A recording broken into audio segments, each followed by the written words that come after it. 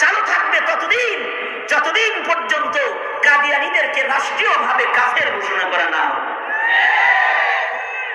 দেখো, এ কারণে একটা মুমিনের এটা আত্মিক দাবি থাকবে সরকারের কাছে যে সরকার কাদিয়ানীদেরকেই মুসলিম শিরোনামে সম্মেলন করতে দেয়া তো দূরের কথা, তাদেরকে মুসলিম পরিচয়ে থাকতে দেন এই দেশে। এটা মুসলমানরা বরদাস্ত করে নাই, করছে না, করবেও না। কাদিয়ানীরা থাকবে, হাজারবার থাকবে এই দেশে, কতিবার থাকবে। হিন্দুরা যেমন তাদের পরিচয়ে থাকে, খ্রিস্টানরা যেমন তাদের পরিচয়ে থাকে, আমাদের সন্তানরা হিন্দুকে মুসলিম হিসেবে চিনে না, কাফেরকে খ্রিস্টানকে মুসলিম হিসেবে আমাদের সন্তানরা চিনে না, আমাদের সন্তানরা বৌদ্ধকে মুসলিম হিসেবে চিনে না। কিন্তু যতদিন পর্যন্ত রাষ্ট্রীয় কায়দায় কাফের ঘোষণা ওরা না হবে ততদিন আমাদের সন্তানরা ওদেরকে মুসলিম হিসেবে চিনবে।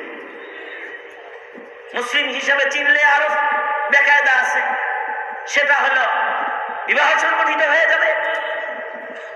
কাদিয়ানির সাথে মুসলমানের বিবাহ সম্পাদন হয়ে গেছে, কাদিয়ানি মেয়ে আর মুসলিম ছেলের লগে বিয়ে হয়ে গেছে। যদি কাদিয়ানি মেয়ে আর মুসলিম ছেলের লগে বিয়ে হয়ে যায়, তাতে বাচ্চা কাচ্চা যা হবে এগুলো কি হালাল হবে না হারাম হবে? এমন হাজারো রকমেরই সমস্যা আছে। এজন্য মুমিনের এটা একটা ঈমান, এটা আকীদায়ে খাতমে নবুওয়াত, এটা হৃদয়ের ভেতরে রাখতে হবে প্রত্যেকটা মুমিনকে যে আল্লাহর রাসূলের পরে কিয়ামত পর্যন্ত আর কোন নবী নাই। কেউ যদি নবী দাবি করে তাহলে সে কাফের, কেউ যদি মিথ্যা নবীর অনুসারী হয়ে যায় সেও কাফের, কেউ যদি মিথ্যা নবীর সহযোগী হয়ে যায় সেও কাফের, কেউ যদি মিথ্যা নবীকে সমর্থন সহযোগিতা এমনকি হৃদয়ের টান প্রকাশ পায়, নীরবতাও কুফরের সাথে মিলে যাবে।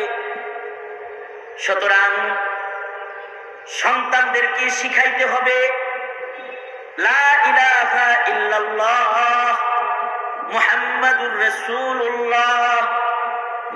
ব্যাখ্যা দিয়ে শিখাইতে হবে যে মুহাম্মাদুর রাসূলুল্লাহ সাল্লাল্লাহু আলাইহি ওয়াসাল্লাম তিনি শুধু নবী তা না, তিনি শেষ নবী। তারপরে কিয়ামত পর্যন্ত আর কোন নবী নাই। তারপরে কিয়ামত পর্যন্ত নবীর আগমন একজনের ঘটবে, তিনিও উম্মত হয়ে আগমন করবে।